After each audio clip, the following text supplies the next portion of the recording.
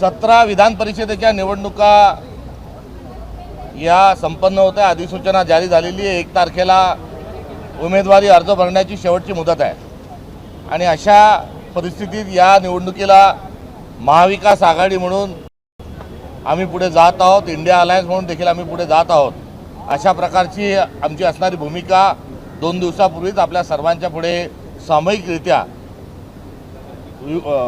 उद्धव बाळासाहेब ठाकरे शिवसेनेच्या वतीनं, NCP शरद पवार गटाच्या वतीनं आणि काँग्रेसच्या वतीनं आपल्याला अशा पद्धतीचा आम्ही माहिती आपल्याला दिली होती आणि प्राथमिक चर्चा 2 दिवसापूर्वी झाल्यानंतर आज अंतिमतः जागा वाटपाच्या अनुषंगानं आमची बैठक संपन्न झाली।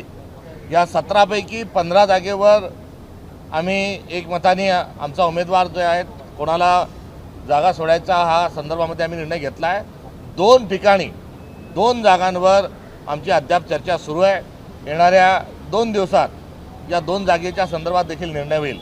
नांदेड आणि नाशिक या ठिकाणी तिन्ही पक्षांना या जागेच्या संदर्भात तिन्ही पक्षांनी त्या ठिकाणी दावा केलेला आहे। त्यामुळे या संदर्भात 2 जागा वगळता आम्ही इतर ठिकाणी जागा वाटपाच्या अनुषंगानं आज निर्णय घेतला आहे। त्यामध्ये काँग्रेस ह्या 8 ठिकाणी चंद्रपूर, यवतमाळ, भंडारा, गोंदिया, अमरावती, अहिल्यानगर, सोलापूर, धाराशिव, बीड आणि लातूर आणि पोटनिवडणूक असणाऱ्या नागपूर अशा 8 ठिकाणी काँग्रेस लढत आहे। तर UBT शिवसेना जी आहे हे या 4 ठिकाणी लढत असून रत्नागिरी, जळगाव, परभणी, हिंगोली आणि संभाजीनगर या ठिकाणी UBT लढत आहे। तर NCP ही पुणे, ठाणे आणि सातारा, सांगली या 3 ठिकाणी राष्ट्रवादी काँग्रेस ही लढत आहे। तर एकंदरीत या निवडणुकीला आम्ही महाविकास आघाडी म्हणून समोर जात आहोत आणि मुद्दा या निवडणुकीचा जो आहे तो भारतीय जनता पक्षाच्या घोडेबाजाराला न जुमानता आम्ही लोकशाही वाचवण्याकरता आणि सुसंस्कृत सभ्यपणा हा टिकून ठेवण्याकरता या निवडणुकीमध्ये आम्ही आमच्या संविधानिक मूल्यांच्यासह आणि महाराष्ट्र धर्माचा जागर करत असताना आम्ही या निवडणुकींना पुढे जाणार आहोत। या निवडणुकीमध्ये वारे माप पैसा खर्च होणार आहे। बॅगाच्या बॅगा, पोतेच्या पोते, ट्रकच्या ट्रक भरून पैसा ओतला जाणार आहे। पैसा फेक तमाशा देख हा तमाशा देखील मांडलेला आहे। नवे तर अनेक ठिकाणी 5 लाख रुपये ॲडव्हान्स देऊन नगरसेवकांना उचलण्याची प्रक्रिया देखील सुरू झालेली आहे आणि या पैशाच्या वापरात आणि घोडेबाजारात केवळ विरोधी पक्षच नव्हे तर सत्ताधारी देखील आपापल्या मित्रपक्षाचे उमेदवार, मित्रपक्षाचे मतदार हे पळवत आहेत। तर स्वतःच्या पक्षातल्या लोकांना देखील पैसे दिल्याशिवाय चालणार नाही इथपर्यंत हा घोडेबाजार गेलेला आहे। 2014 साली देवेंद्र फडणवीस मुख्यमंत्री होत असताना वोट चोरीच्या माध्यमातून ते मुख्यमंत्री झाले होते आणि आता या घोडेबाजाराच्या माध्यमातून ते त्याची सत्ता टिकवत आहेत। एकंदरीत या निवडणुकीमध्ये बाप बडा ना भैया सबसे बडा रुपया हे एक चित्र जे निर्माण करून ठेवलेलं आहे महायुतीने, या संदर्भामध्ये एक चिंता व्यक्त होणं साहजिक आहे। त्यामुळे हार जीत आपल्या ठिकाणी निवडणुका येतील जातील, मात्र महाराष्ट्रातील तमाम जनतेला लोकशाही वाचवण्याच्या अनुषंगानं महाविकास आघाडी म्हणून आम्ही साथ घालत आहोत आणि असं आपण खपून घेणार आहोत का? अशा पद्धतीनं राजकारण चालणार आहे का? हा एक संतप्त सवाल त्यांना विचारत असताना आम्हाला त्यांनाही साथ घालायची आहे की या आपण सर्व मिळून भारतीय जनता पक्षाची दंडेलशाही आणि हुकुमशाही ही रोखू।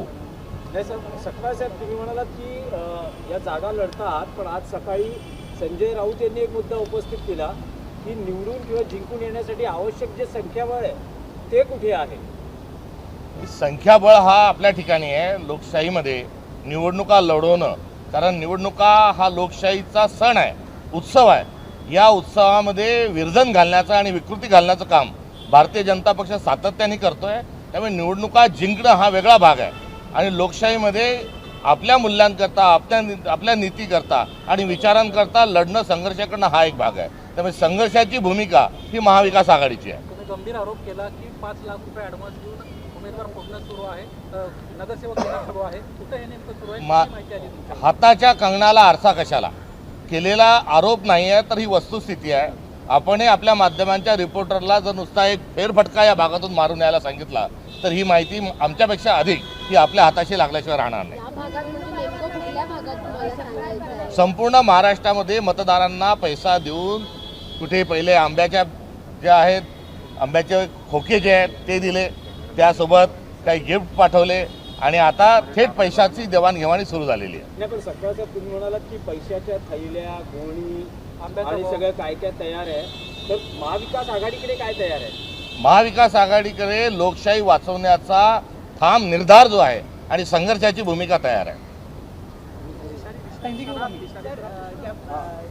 विरोधी जे पक्ष आहेत किंवा महायुतीमध्ये सुद्धा एकमेकांमध्ये सुद्धा कुरघोडी होत असल्याचे दिसून येत आहे. काही ठिकाणी एकमेकांच्या विरोधात मैत्रीपूर्ण लढती करू अशा सुद्धा काही वक्तव्य पुढे येत.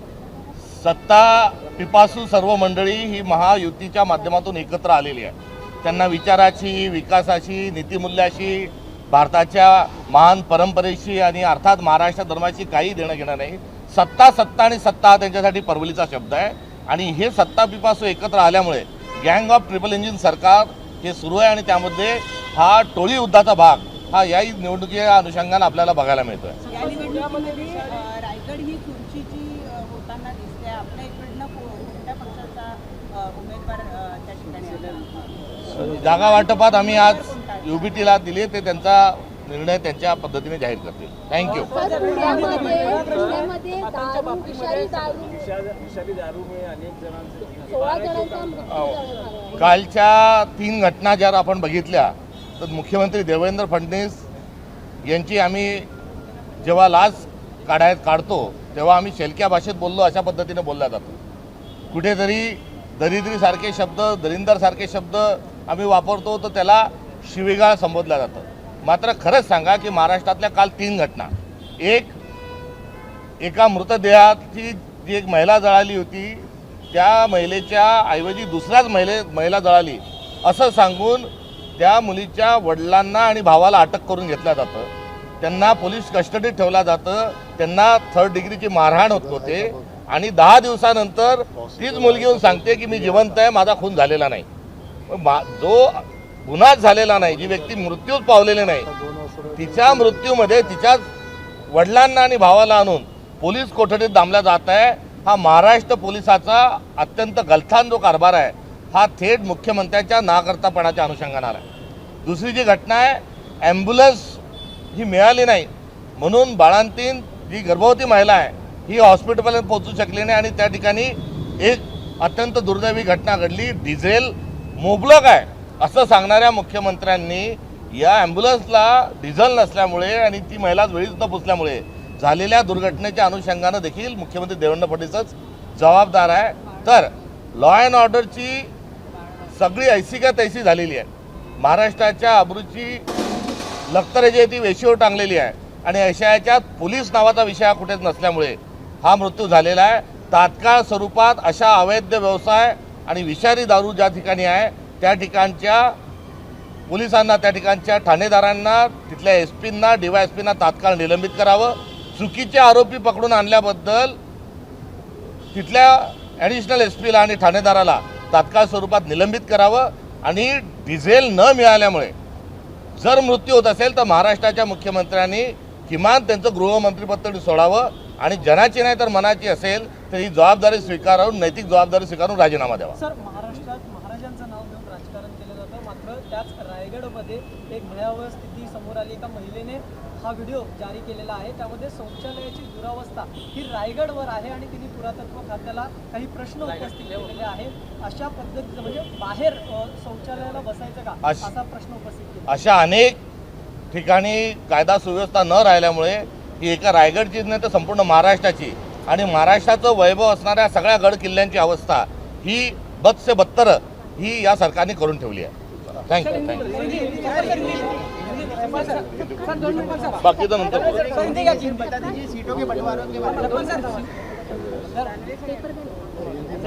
झालं सांगितलं. पहला सवाल यही है, पहले सवाल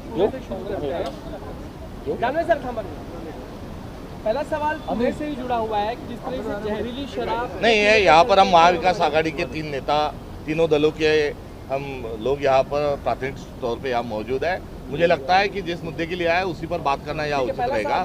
जो विधान परिषद के जो चुनाव होने जा रहे हैं उसमें महाविकास आघाड़ी के नाते हम भारतीय जनता पार्टी की जो बुलडोजर नीति है उसके खिलाफ में संघर्ष करने के लिए हम तैनात हैं, तैयार हैं। आज जो 17 चुनाव है, 17 जगह जो चुनाव है, उस 17 जगह के चुनाव में से 2 छोड़कर हम 15 जगहों में हमारी आम सहमति बनी हुई है और इस आम सहमति के साथ हम ये चुनाव लड़ने जा रहे हैं। भंडारा गोंदिया, नागपुर, चंद्रपुर, वर्धा, गढ़चिरौली, अमरावती, उस्मानाबाद, धाराशिव, बीड़, नांदेड़ और सोलापुर, उसके साथ साथ ये 3 के साथ साथ अहिल्यानगर, ये 8 जगहों पर कांग्रेस लड़ रही है। 3 जगह पर एनसीपी जो है वो लड़ने जा रही है। पुणे, ठाणे और सातारा सांगली यहाँ पर एनसीपी लड़ रही है। और जो यूबीटी जो है, शिवसेना जो है, वो संभाजीनगर, हिंगोली, परभणी, जलगांव और रायगढ़ यहाँ पर यूबीटी लड़ने जा रही है। तो ये और नांदेड़ और नासिक को लेकर हमारी सहमति नहीं बनी है। तीनों पार्टी ने अपना अपना क्लेम फिलहाल रखा हुआ है। सर, आपकी आम सहमति बन गई है, लेकिन क्या संख्या बल आपके पास है? अगर संख्या बल नहीं है तो ये संख्या बल की अपनी जगह है, मगर राजनीति में चुनाव लड़ना ये धर्म होता है और उस कर्म को पूरा करने के लिए हम गणतांत्रिक मूल्यों के संवर्धन के लिए, संविधान के संरक्षण के लिए और लोकशाही गणतंत्र बचाने के लिए चुनाव लड़ रहे हैं। पुणे में